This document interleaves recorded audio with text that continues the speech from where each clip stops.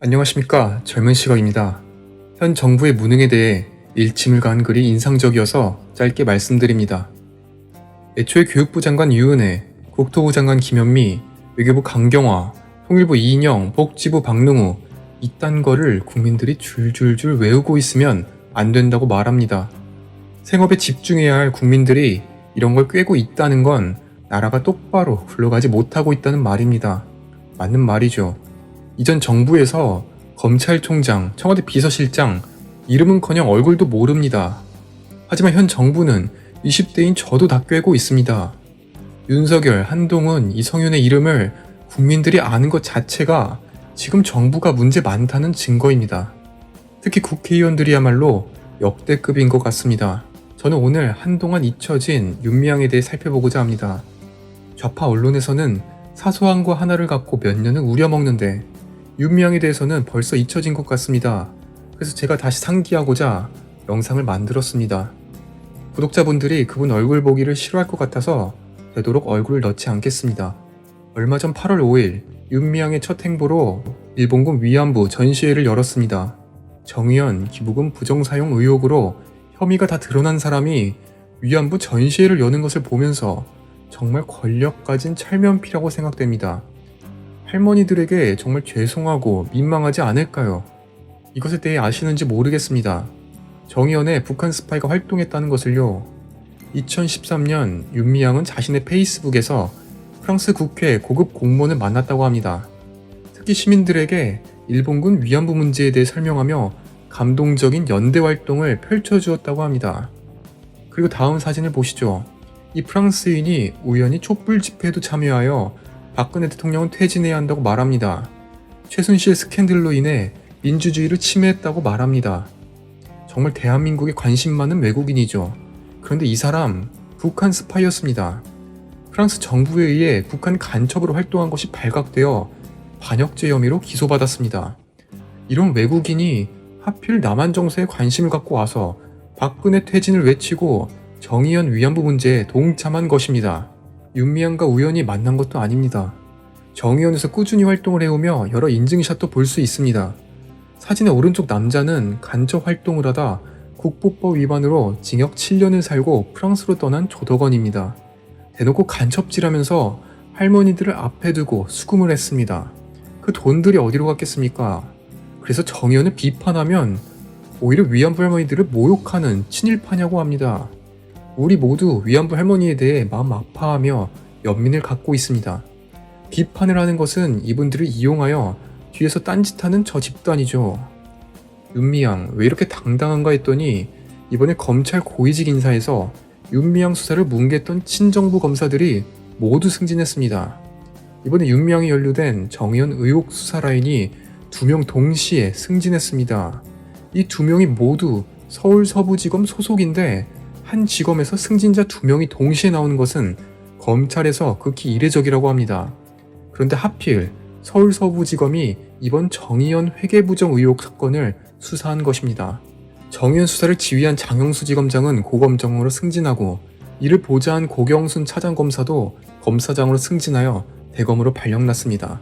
그런데 한번 물어봅시다. 정의연 수사 제대로 진행되었나요? 벌써 3달이 되어가지만 수사가 진행되지 않고 있습니다.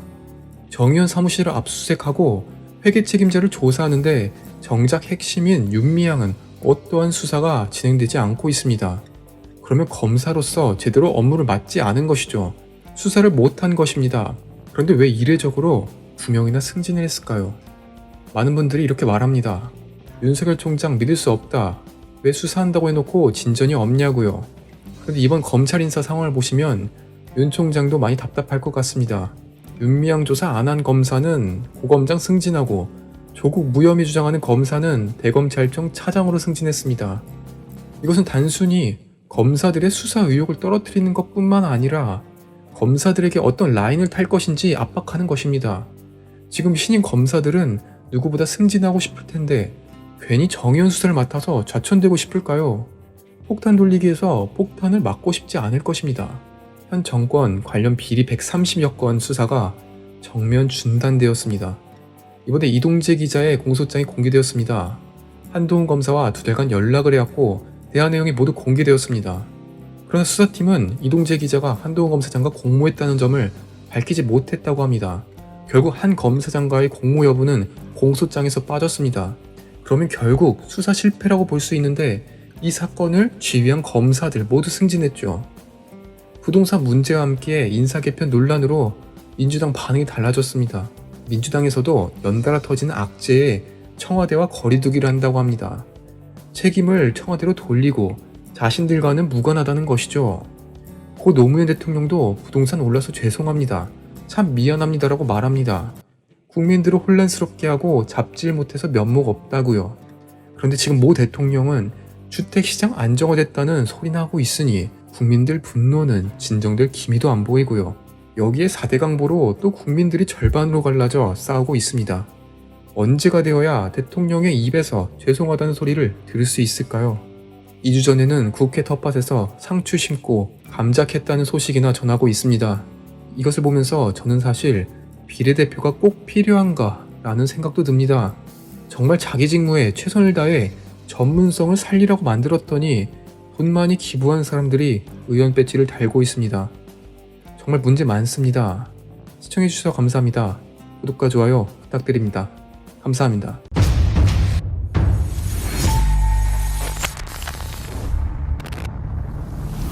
안녕하십니까, 젊은 시각입니다. 오늘은 조금 가벼운 얘기로 시작하겠습니다. 보시면 지금 소들이 건물 지붕에 다 올라가 있습니다. 홍수로 인해 물이 떠내려가다가 얼떨결에 건물 지붕에 올라간 것입니다. 무슨 상황인지 몰라서 멀뚱멀뚱 보고 있는 모습이 귀엽습니다.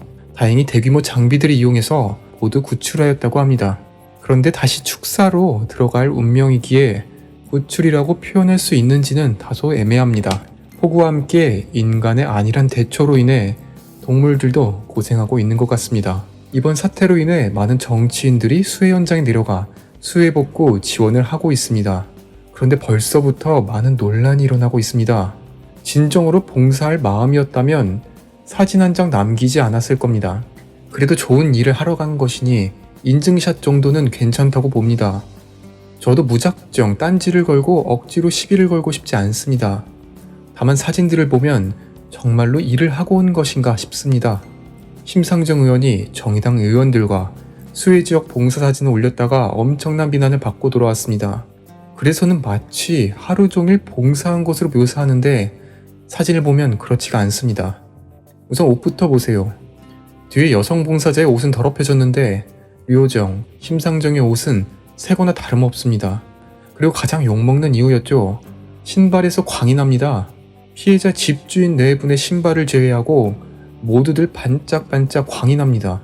비 오는 날 잠시 밖에 나갔다 와도 흙탕물이 묻기 마련입니다. 그런데 토사로 가득한 집을 정리하고 나와서도 신발이 새거와 같습니다. 사실 이런 보여주기식으로 비판받은 모 정치인이 있었죠. 진짜로 봉사를 하고 온 사람의 모습은 어떨까요? 이 사람은 태영호 의원이 이번 수해 현장 복구 때 찍힌 사진입니다. 저는 처음에 피해받은 이재민인 줄 알았습니다. 옷, 신발, 장갑 뭐 하나 성한 것이 없습니다. 사실 이렇게 비교를 하면 통합당 의원은 칭찬하고 진보당은 무조건 까냐고 댓글이 달릴 것 같습니다. 솔직히 말해서 이 반대로 정의당 의원들이 봉사를 제대로 하고 갔다면 저는 칭찬했을 겁니다. 사실 안철수를 지지하지 않는 사람들도 다음 사진을 보면서 생각이 많이 바뀌지 않았습니까? 정말 국민들이 원하는 정치인은 표를 위해서 보여주기식 쇼를 하는 것이 아니라 정말 헌신하는 모습을 보여주는 것입니다. 당을 떠나서 사람을 떠나서 행동에 감명받을 수 있게요. 단순히 몇 시간 일하고 와서 인증샷 찍은 다음 페이스북에 감상문을 남기는 것이 아니란 말입니다. 다음으로 이낙연 의원의 모습입니다. 이재민이 말하자 무릎을 꿇고 경청하는 모습입니다. 만약 사진이 아니라 미담으로 이런 일화가 들려졌더라면 정말 아름다웠을 것 같습니다. 다만 이 현장에 기자와 카메라가 총출동하여 찍힌 사진이라는 것이죠. 정말 대권이 무섭기는 무서운가 봅니다. 대권 주자 1위의 무릎을 이리도 꿇게 만들었습니다. 이번 폭우, 산사태로 정말 국민들이 힘들어졌습니다. 여러분들 중 많은 분들이 빚이 있을 겁니다. 그런데 국가가 여러분에게 1,500만 원의 빚을 지라고 한다면 받아들이실 건가요? 이는 농담이 아닙니다. 현재 국민 1인당 부담해야 할 국가 채무가 1,500만 원을 돌파했습니다. 총 국가 채무는 798조 원입니다. 현재도 1초당 55만 원씩 국가 채무가 늘고 있습니다. 2014년에 1인당 국가 채무가 1,000만 원이었는데 6년 만에 1,500만 원이 되었습니다. 2016년 국가 채무가 600조였는데 올해는 839조, 즉 239조가 오른 것입니다. 이럼에도 4차 추경, 재난지원금 얘기가 나옵니다. 여러분, 이번에 국가로부터 100만 원을 받고 좋아하셨잖아요. 대신 1,500만 원의 국가 빚을 짊어지게 되었습니다. 눈먼 돈이라고 물 쓰듯이 쓰다가 이렇게 된 것입니다. 그리고 8월 10일 통일부는 긴급 발표를 했습니다. 북한 측의 호우로 인해 피해가 상당하다. 김정일도 집권 후 처음으로 수해 현장을 방문했답니다. 저는 북한 대변인인 줄 알았습니다. 그러면서 북한의 구체적 피해 현황을 파악한 것은 아니지만 기본적으로 정부는 인도 분야의 협력은 정치 군사적 상황과 관련 없이 일관되게 추진해야 한답니다. 그리고 문제가 되었던 북한 환감댐 무단 방류에 대해서는 사전 통보를 해달라고 부탁합니다. 통일부의 무게감이 이리도 가벼워졌습니다. 눈만 뜨면 북한 타령만 합니다. 제발 우리 국민부터 챙겨주고 남을 논합시다. 만약 이명박, 박근혜 정부 때 이런 물난리가 났다면 어땠을까요? 온갖 시민단체, 환경단체가 시위를 했을 겁니다. 광화문 촛불 집회도 열렸을 거고요. 유병재, 김재동, 김어준, 손석희, 정치 여검사님들 총동원해서 정부의 안일한 대처를 비난했겠죠. 지금 이분들 뭐하고 계시는지 궁금합니다. 수다맨으로 유명한 강성범은 지금 좌파 유튜버가 되어 정부의 옹호자가 되었습니다. 그러면서도 박 시장, 홍수 피해에 대해서는 단 한마디도 하지 않고요. 그러면서 하는 말이 할 말은 많지만 다 접고 사귀겠다고 합니다. 선택적 분노인가요? 이틀만 더 내리면 역대 최장 장마가 됩니다. 장마 전선이 이렇게 오래 한반도 중부에 머무른 것은 이례적이라고 합니다. 이로 인해 정세균 총리는 모든 피해 지역을 특별 재난 지역으로 추진하겠다고 합니다. 사고에 미리 대비하는 것이 중요한데 이번 정부는 무슨 일이 터지고 나서야 총리와 대통령, 의원들이 분주해집니다. 정 총리는 응급 복구와 구호 관련 재정 소요는 기정 예산을 우선 활용해 지원하라고 합니다. 예산 아끼지 말고 쓰라는 것입니다. 그러나 정부는 이미 코로나 사태로 인해 돈줄이 말랐습니다. 물난리를 복구할 돈이 2조밖에 안 남았다고 해요. 이에 따라 정치권에서는 제4차 추경을 편성하겠답니다. 4차 추경을 한 경우는 1962년 이후 처음이라고 합니다. 이미 59조를 추경으로 편성했는데 벌써 2조밖에 안 남았다는 거예요.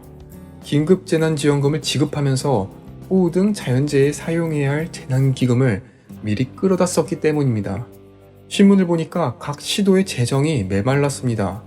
그저 눈에 보이는 코로나 지원금을 뿌리다가 정작 필요한 홍수 피해에는 쓸 돈이 없습니다.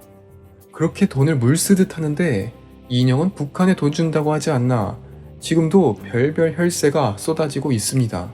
이런 상황에서 민주당 지도부 선거 후보들이 술자리를 가진 것 들으셨나요? 김종민 의원은 친정부 시민단체들과 술자리를 가졌습니다. 김부경 후보도 대구 지역 연설회를 마친 뒤 민주당 인사들과 술자리에 참석합니다.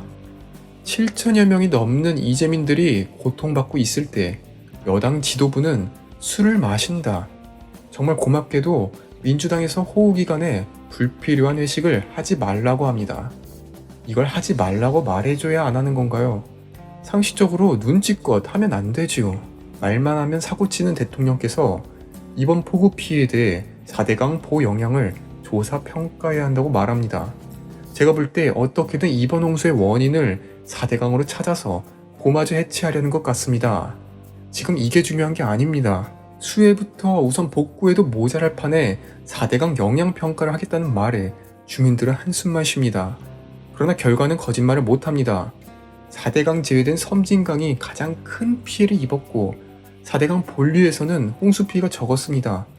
당시 섬진강은 비가 적게 내리기에 공사를 할 필요도 없고 환경단체의 반대가 워낙 심해 4대강에서 제외됐는데 큰 참사로 이어졌습니다. 지금이라도 인정을 하고 앞으로 홍수에 대비하여 호를 건설해야 합니다. 한강, 영산강, 금강에서 홍수가 났다는 소식 못 들으셨잖아요. 특히 산사태의 경우에는 태양광의 난개발 때문이라고 합니다. 탈원전을 하면서 늘어난 태양광 시설로 인해 무려 200만 그루가 넘는 나무가 베어졌습니다.